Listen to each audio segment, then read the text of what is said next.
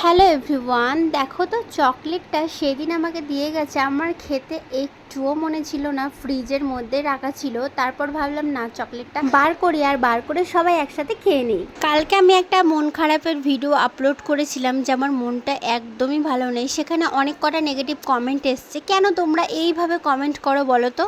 যারা আমাকে negative comment করো তাদের উদ্দেশ্যে আমি কথাটা বলছি, তোমাদের কি ভালো লাগে না আমার ভিডিও দেখতে? দেখো, জোর করব না, যদি ভালো না লাগে তাহলে দেখো না, আর নেগেটিভ কমেন্ট করা বন্ধ করো। প্রথমে চকলেটটা সবাই মিলে খেলাম, তারপর এখানে দাদা এনেছিল চাও। চাও আমার খুব একটা ভালো লাগে না, তবুও অল্প স্বল্প আমি খেয়ে নিই। তারপর যেটা আব্বু এনেছিল ডেলি ডেলি খাই আমি, ওটা আমার ফেভারিট বলতে পারো।